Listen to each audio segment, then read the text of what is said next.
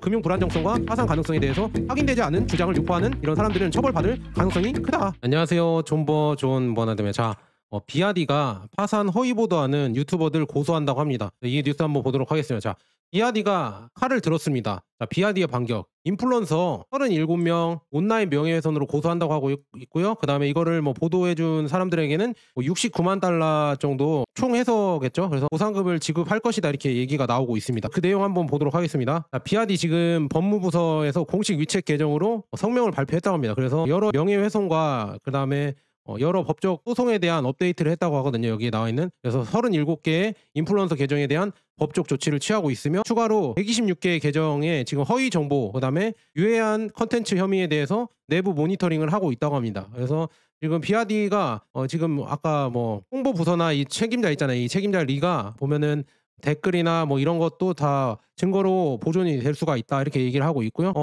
이렇게 리 총리는 이렇게 말했다고 합니다. 우리는 언론의 비판과 대중의 감시를 환영하지만 명예를 훼손하는 내용이나 거짓 비난은 용납하지 않을 것이라고 썼습니다. 그래서 조치는 계속될 것이다. 국내에 지금 나오는 사람들 있잖아요. 뭐 비아디가 파산을 한다느니 뭐니 뭐 이렇게 약간 검증이 안 된 이런 기사로 너무 지금 뭐 이렇게 공포몰이를 하잖아요. 그것도 모르겠습니다. 이거에 지금 중국 내에서만 뭐 유튜버 중국 내 뭐 인플루언서들이죠. 유튜브가 거긴 안 되니까 인플루언서들이 이렇게 지금 허위 보도를 많이 하나 봐요. 중국은 워낙 경쟁이 치열하니까 비아디 바도 있고 샤오미 바도 있고 하웨이 바도 있고 그다음에 또 뭐가 있죠? 지커, 뭐 리오토, 니오, 샤오퐁 뭐 다들 팬들이 있어요. 그래서 서로 좀 경쟁을 하고 서로 이런 안 좋은 이런 비판도 하고 있거든요. 하지만 그게 지나치고 너무 뭐 말도 안 되는 허위 보도를 하는 거는 좀 고소를 하나 봅니다. 그래서 비아디에서도 지금 고소를 한다고 나와 있거든요.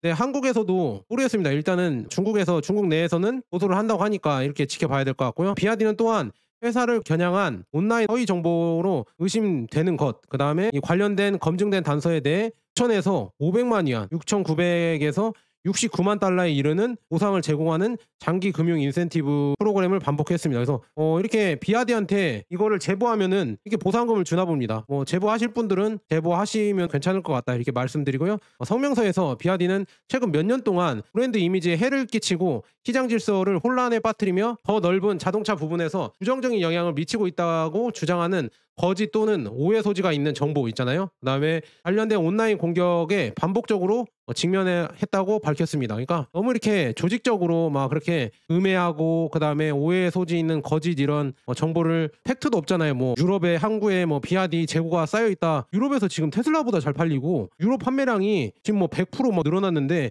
안 팔린다고 하고 있고 이런 허위 보도 있잖아요. 이런 거에 대해서 아마 용납하지 않을 것 같습니다. 지금 봤을 때. 예를 들어서 이렇게 이런 분들이 지금 고소를 당했다는데요. 쪼우 하오란션 이분이 웨이보 사용자라고 합니다. 그래서 경쟁업체를 폄하하기 위해 온라인 인플루언서를 조종했다고 비난한 후 명예훼손 혐의로 유죄 판결을 받았다고 합니다. 그래서 법원은 공개 사과와 함께 지금 10만 위안, 미화로 한 13,800달러, 그래서 이렇게 한 2천만 원 가량 되는 거죠. 이 배상금이 나왔고요. 위챗 비디오 계정인 오토 비비비 이 사람도 마찬가지로 비아디의 경영진을 모욕하는 내용을 게시한 후 사과하고 10만 위안의 손해배상을 지불하라는 명령을 받았다고 합니다. 그래서 중국에 계셔서 비아디 비판하는 사람들은 고소를 받을 수가 있다. 이거를 잘 보시고요. 한번 있으면 제보해서 여러분들 보상금 받으면 될 것 같고요. 그래서 위챗과 더윈 지금 보시면 이분이 이렇게 나왔습니다. 못 읽겠네요. 너무 어려워서. 제품의 안전성과 품질에 대한 허위 주장을 한 것으로 밝혀졌다. 그래서 이것도 불공정한 이런 판결 때문에 6만 위안 이렇게 한 1,000만 원 정도 손해배상을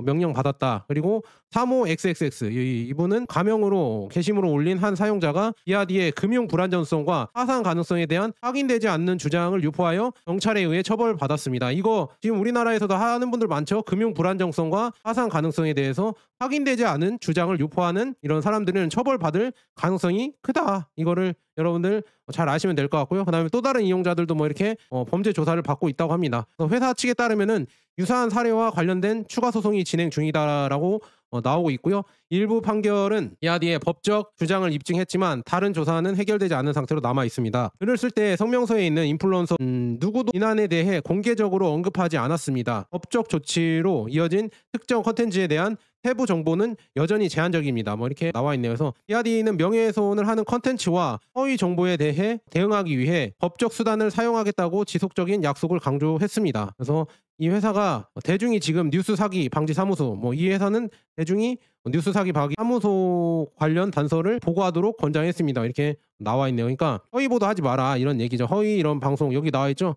금융 불안정성, 비아디가 확인되지 않는 부채가 뭐 얼마니 파산 가능성이 있다는 이런 주장 있잖아요. 이런 거 주장하면요 경찰에 의해 처벌받을 수도 있다. 우리나라는 모르겠습니다. 지금 한번 보도록 할게요. 자, 그래서 한국 유튜버들도 그러면 고소 받을 수가 있냐? 이거는 모르겠습니다. 한국 비아디가 지금 한국의 지사를 만들고 이제 수출을 하고 있잖아요. 들어오고 있잖아요. 그래서 거기에 대해서 이제 비아디의 뭐 판매량에 영향을 주거나 아니면 비아디 품질에 대해서 허위 보도를 하는 유튜버들도 처벌을 받을 수도 있겠죠. 아니면 고소를 받을 수도 있지 않을까. 근데 중국이 아니기 때문에 실질적으로 뭐 모르겠습니다. 이거는 비아디 측에 따라서 이렇게 달라지겠죠. 그래서 이거는 정확하게 모르겠지만 일단은 비아디가 한국에 진출했다는 거 이렇게 말씀드리고요.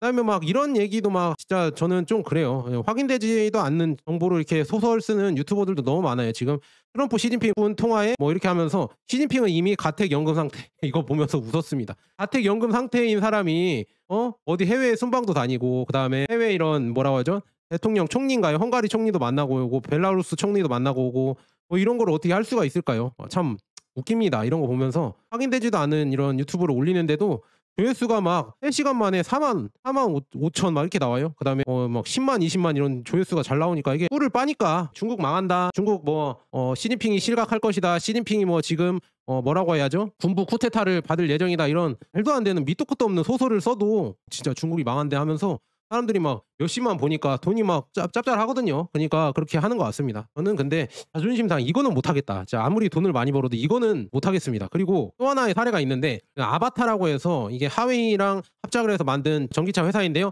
여기서 지금 일론 머스크를 초대했거든요. 일론 머스크를 초대했는데 이 초대한 이유가 풍등계수라고 해서 바람 저항력 있잖아요. 바람 저항계수, 공기저항이죠. 죄송합니다. 공기저항계수를 인플루언서들이 이것도 막 지적을 했대요. 공기저항계수가 뭐 다르다. 뭐 실제랑 다르다면 이렇게 하면서 허위 보도를 하니까요.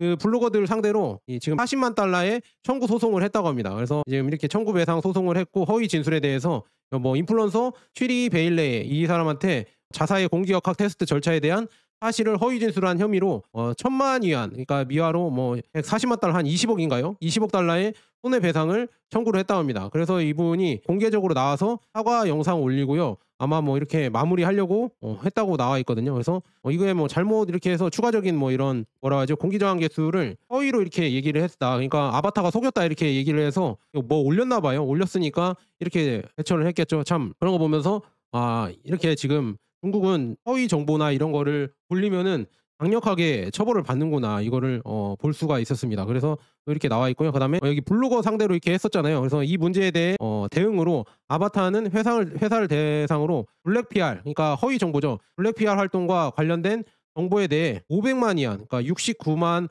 4,400달러 이 엄청난 보상을 제공했다고 합니다. 그리고 이러한 부정적인 홍보 캠페인의 만연은 현재 중국 자동차 산업을 특정짓는 치열한 경쟁의 축소판이다. 그러니까 중국 전기차 산업은 워낙 경쟁이 치열하다 보니까요. 유튜버들이나 아니면 블로거들 있잖아요. 그다음에 여기에 인플루언서들 이런 사람들이 이렇게 주축이 돼서 이용을 하면서 이렇게 상대방 측의 뭐 허위 정보나 아니면 안 좋은 정보들이 있잖아요. 이런 거를 지속적으로 이렇게 하고 있습니다. 뭐라고 하면 뭐 안 좋은 광고죠. 그래서 이런 걸 하고 있다고 나와 있거든요. 그래서 참 이런 거 보면서 와 진짜 경쟁이 진짜 치열한 걸 알 수가 있고요. 너무 하다 보니까 치열하다 못해 이제는 막 허위 정보랑 거짓 정보까지 막 이렇게 해버리니까 막 전기차의 무덤, 비아디 파산 막 이런 허위 정보까지 해버리니까 참지 못하는 거죠. 적당히 해야 되는데 안 좋은 거는 뭐 안 좋은 게 있다고 해도 적당히 이렇게 해야 되는데 완전 허위 정보까지 해서 명예훼손까지 하니까 이렇게 지금 고소를 하나 봅니다. 그래서 이거 한 번씩 여러분들 보시면 좋을 것 같아요. 그래서 일론 머스크까지 이거 검증하겠다 해서 얘네들 아바타는 일론 머스크까지 초청을 했거든요. 보러 오라고. 이런 거 봤을 때